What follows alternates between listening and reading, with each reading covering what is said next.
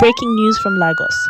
The mansion of billionaire tech mogul Tunde Adebola has been turned upside down by a scandal that has rocked the entire city. His housemaid, yes, the housemaid, has just been arrested for tearing apart his home, and some say his heart. She don't use jazz. See how she dey cry like say she no know wetin she do. Housemaid wey wan become madam. Wonder shall never end. But before you judge her, let's rewind this story. Let's go back to how it all began.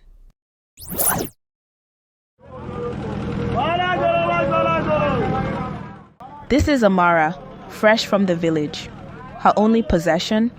A worn-out Ghana must-go bag and a stubborn heart that refuses to give up. God, I beg, make today favor me. I no fit sleep on that bridge again. This Lagos no dey pity person. Ewo, thunder fire you there. You no dey see person dey waka. Abi you dey mad? Next time, watch where you're going. Village girl. See how this man get bad mouth. I no blame am. God punish poverty. Amara had been sleeping under the bridge for 2 nights, hungry, tired, and desperate. But Lagos has a funny way of testing people. And just like that, destiny placed a small paper in her path. Live-in housemaid wanted. Good pay, accommodation included. Kai, now God run this one for me. Oh. God, I beg. Wait, come. You sure say you get strong hand? No be all these Instagram girls wey go faint if mosquito pass o. Auntie, me, I dey carry full buckets. The tray go uphill when I dey village. Oh. My legs strong like goat. I like you already. Oh yeah, me will go tell Oga. And so, Amara began her first day in the mansion. She kept her head down, scrubbing the floors, praying no one would take her back to the street. But fate, as always, had plans. That same afternoon, she bumped straight into him again, the man from the car. Her heart almost stopped. Tunde's cold eyes rested on her, clearly recognizing her. He said with that same cold tone, You again? Amara's hands shook, but she quickly bowed her head, her voice soft and shaky as she replied, Good afternoon, sir. I no know say na your car that day. Abeg, forgive me. Tunde didn't even flinch. He simply muttered. Just do your work and stay out of my way. He walked away, leaving Amara standing there, her heart pounding in her chest.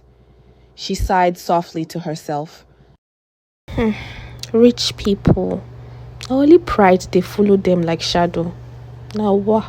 Later that day, trouble walked in, wearing 6-inch heels and a diamond necklace. Vanessa, Tunde's fiancée, beautiful, glamorous, and dripping with arrogance. The moment she saw Amara cleaning in the corner, her face twisted. She turned to Tunde and said, loud enough for all to hear, This your new maid? Where did you even find her? Inside the gutter? Amara's cheeks burned, but she quickly curtsied, keeping her voice small and polite. Good afternoon, ma. Welcome. Vanessa scoffed and looked her up and down with disgust. I just hope you know how to clean, she sneered, because this house doesn't need your village dust. Amara bit her lip, forcing herself to stay quiet. But inside, her heart ached. Days turned into weeks. Amara worked quietly, keeping her distance, doing her best to blend into the background. But no matter how hard she tried, someone kept noticing her. Tunde. It started with small glances. He'd see her carefully arranging the flowers in the living room, humming a soft tune from her village. There was something calming about her presence, something different from the loudness of his world. She was kind too. One afternoon, she helped an old delivery man carry heavy boxes into the kitchen, while the other maids laughed and watched. From the stairs, Tunde saw it all. He didn't say a word.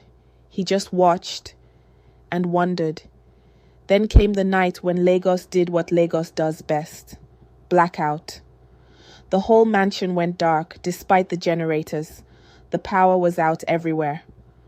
Amara sat outside in the kitchen courtyard, fanning herself, staring at the stars. She sighed, speaking softly to herself. So even rich people, they suffer NEPA wahala.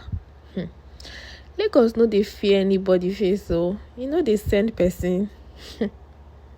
Tunde, passing by, overheard her and couldn't help but chuckle quietly.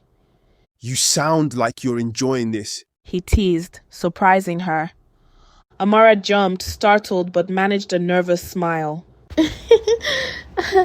I know they enjoy am, sir, but sometimes laughter makes more suffering sweet. Tunde looked at her, really looked at her for the first time. There was something honest about her, something refreshing. But happiness inside a mansion like this is like a candle in the wind. It doesn't last. Vanessa was watching everything. She saw how Tunde's gaze lingered a little too long, how he spoke to Amara in ways he never did with others. And Vanessa, she didn't take threats lightly. At a lavish party one weekend, she made her move. In front of all the guests, she accidentally spilled a glass of red wine onto Amara's dress. Gasps filled the room. Vanessa smiled sweetly, her voice dripping with poison as she said loudly, "Oops! So sorry, dear, but maybe this fabric isn't used to fine wine." The guests laughed, some covering their mouths in shock. Amara's hands shook. Her face burned with shame as she quickly rushed out of the room, tears stinging her eyes. Vanessa watched her leave, satisfied. Later that night, while the mansion slept, Amara sat alone in the kitchen, scrubbing the stained dress, her tears mixing with the soapy water. She didn't notice when Tunde walked in. He stood by the door, watching her silently. His voice broke the silence, low and unusually gentle. Why are you crying? Startled, Amara wiped her face quickly, forcing a shaky smile. No be cry, sir. Na soap enter my eyes. But Tunde wasn't fooled. He stepped closer, his voice even softer. You don't have to lie to me. Amara looked up with tears in her eyes and just looked down. Silence stretched between them, heavy and intimate. Tunde looked at her, truly looked, and for the first time, he saw beyond her apron, beyond the lines of status. But fate always has sharp claws. 2 nights after Vanessa's public humiliation of Amara, karma came knocking. It started with whispers, then a message, then a phone left carelessly on the dining table. Tunde picked it up. He didn't even need to snoop. Her secrets greeted him. Photos, messages. Vanessa tangled with another man, wealthy, older, already married. His heart hardened. At dinner, with the staff nearby, Tunde pushed the phone across to Vanessa. His voice, calm but deadly. You forgot this. Vanessa's face drained as her sins stared back at her. Gasps echoed around the table. Tunde told her to leave that same night and go to whoever makes her happiest. He rose from the table, unbothered by the growing scandal. Vanessa stumbled out, her pride shattered beyond repair. That was the night the queen lost her crown. Vanessa stumbled out, her pride shattered, her reign finally over. But as every Lagosian knows, when the queen falls, something else always rises. Later that same night, under the weight of it all, Amara packed her small bag. She had seen too much, felt too much. She knew she could not stay. Her hands trembled as she reached for the door, ready to leave everything behind. But fate had not finished its wicked dance, for there, standing in the shadows, was Tunde. He blocked the doorway, silent, unreadable. He didn't need to speak. His presence alone filled the room, but when he did, his voice was thick, firm, laced with something dangerous. "Don't leave." Amara froze. Her heart thundered. She wanted to run. She wanted to stay. Her body warred with her mind. She whispered, her voice breaking, "I know fit stay here. This house, it's too dangerous." But Tunde stepped closer. His gaze never wavered, piercing through every wall she'd built. And then softly, deeply, his words dropped between them like fire. "Maybe it's not the house that's dangerous. Maybe it's the way you make me feel." Silence swallowed the air. Their breaths tangled, thick, heated, forbidden, and slowly, as if pulled by an unseen force, they leaned in, fingers brushed, lips hovered, hearts pounded like thunder against fragile ribs. And then, the kiss. Fierce, desperate, hungry. It wasn't gentle, it was war. She gasped into him, but neither pulled away. His hands gripped her waist, pulling her close. Her fingers clung to him as if she were drowning. Every kiss was rebellion, every touch a declaration. And when they finally broke apart, breathless, shaken, she whispered, terrified, This go ruin everything." But his answer came rough, steady, certain. "Then let it all burn." When dawn broke, Lagos roared to life as it always did. But inside that mansion, the world had shifted. Amara sat by the window of the small servant's room, wrapped in silence, staring at the rising sun. Her lips still burned from the night before. Her heart, torn. Then came a soft knock. She turned, expecting orders. But it was him, Tunde, no longer cold, no longer the untouchable billionaire. He entered, quiet but sure, and sat beside her. For a moment neither spoke. Then his hand found hers, steady and firm. And with the weight of the world behind his words, he spoke. "I'm done with this life. I'm selling everything, leaving it all behind." His eyes held hers, unflinching, deep, raw. And then, the words that made her heart stop. "I want you with me." Ah, my people, you know the kind of words that can both heal and destroy. She shook her head, her voice trembling.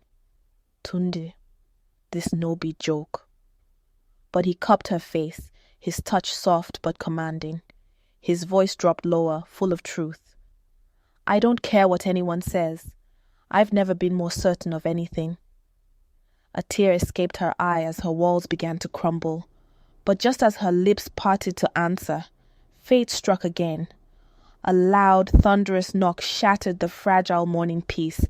Vanessa, back from exile. Her voice?